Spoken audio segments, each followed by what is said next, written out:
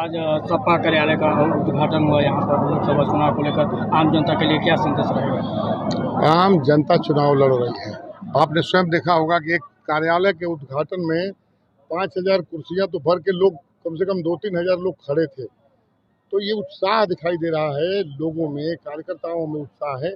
सनातन पांडे जी को जल्दी से जल्दी चुनाव आवे और उस दिन हम बटन दबाकर लाखों वोटों से चुनाव जिताएं। वीडियो वायरल हो रही है नीरज शेखर जी का, जो कि बोल रहे हैं कि 17 साल में पहली बार भीरगु बाबा की जय बोले हैं। अब देखिए, हम लोग तो रोज भीरगु बाबा की जय बोलते हैं और स्वयं कह रहे हैं कि हम तो 17 साल में बोले हैं। वो भी इसलिए बोले हैं कि हम जीत जाए चुनाव, वोट मिल जाए हमें। तो भारतीय जनता पार्टी पहले वो सपा में थे तो समाजवादी सांसद थे, भाजपा में गए हैं तो इसलिए भगवान का नाम लेने के भगवान जिता दीजिए।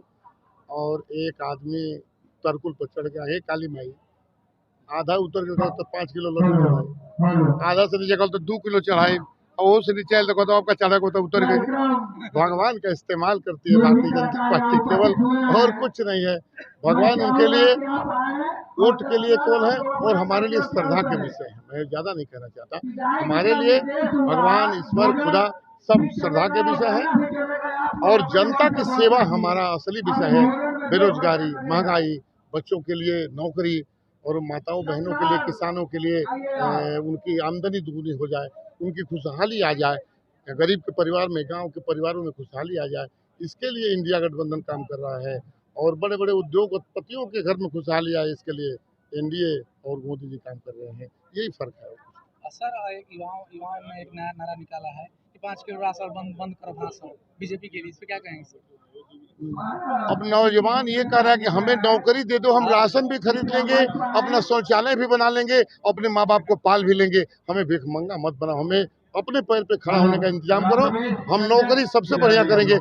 हम विदेशों में जाकर नौकरी कर सकते हैं, विदेश की अर्थव्यवस्था हम संभाल सकते हैं, विदेश की टेक्नोलॉजी हम संभालते हैं। भारत के लोग, हमें मौका तो दो, हम भारत को विश्व के पटल पर लाकर दिखाएंगे। मुझे नौकरी दो, हम अच्छी तरह से अपना परिवार भी संभालेंगे और अपने पैर पर खड़ा भी हो जाएंगे। सनातन पांडे जी अभी मन से बोले हैं कि अगली बार जीते प्रत्याशी को हराया गया और यहाँ तक कि न बन पड़ा तो उनकी गाड़ी पर पथराव कराया गया। तो इस बार कैसी तैयारी है समाजवादी पार्टी? इस बार पूरी पुख्ता तैयारी है। हमारे यहाँ बूथ पर वोट डलवाने से लेकर के गाड़ियों की निगरानी, जब तक मशीन जमा कराएंगे और मशीनों की निगरानी कराएंगे, वोट गिनवाएंगे और सर्टिफिकेट लेके लौटेंगे, बस इतना ही है। पूरी तैयारी। सत्ता में आने के बाद सारी प्राथमिकताएं हैं, दवाई, पढ़ाई, सिंचाई, नौकरी और सारी व्यवस्था, जिससे नौजवान हमारा नौकरी में जाए जल्दी। हमारे ये अग्निवीर को तुरंत खत्म करेंगे। पूरी पक्की नौकरी का इंतजाम, भर्ती शुरू होगी। सबसे ज्यादा नौकरी देने का काम सेना करती है। सेना में नौजवानों की भर्ती तुरंत शुरू होगी। 30 लाख वैकेंसी खाली है, वो तुरंत भरने का काम करेंगे। अपनी माताओं बहनों के खाते में, गरीब हर घर के परिवार की महिलाओं के खाते में 8,500 या 1 लाख रुपया डालेंगे। नौजवान जब तक नौकरी नहीं पा जाता, उसके खाते में 8,500 रुपया डालने का काम करेंगे। किसानों का कर्जा माफ करेंगे, इन्होंने उद्योगपतियों का कर्जा माफ किया था।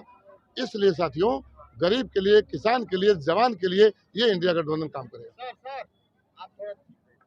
सरकार आधार कार्ड लेकर, जो सरकार है नहीं थी अच्छी, वो लोग किसी के घर में मीटर नहीं लगाकर उन लोगों के 47,000 35,000 बिल दे रहे हैं।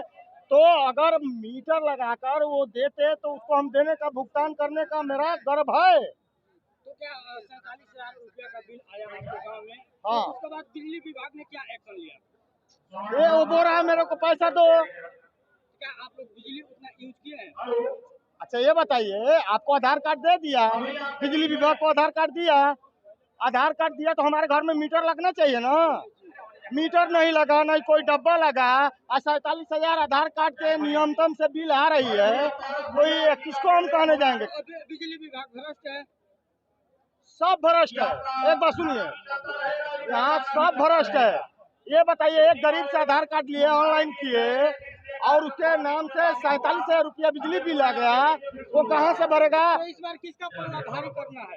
एक बात सुनिए, सबका पल्ला भारी है, कोई नहीं है इसमें वो है। नहीं, समाजवादी पार्टी कार्यालय पर आए हैं। एक बात सुनिए, समाधान, किसका पल्ला भारी है? ना एक बात सुनिए, जब हमारे गरीबों के लिए जो कार्य अच्छा करेगा उसी का पल्ला भारी रहेगा। इसका गरीबों के लिए कौन जो कौन सरकार लग रहा है कि कौन पल्ला पार्टी भारी है करेगा? कि अच्छा कार्य करता है? अभी तो आने के लिए सब पार्टी जुटी हुई है ना। जैसे तो पिछले देखा है कि भाजपा सरकार चल रही थी।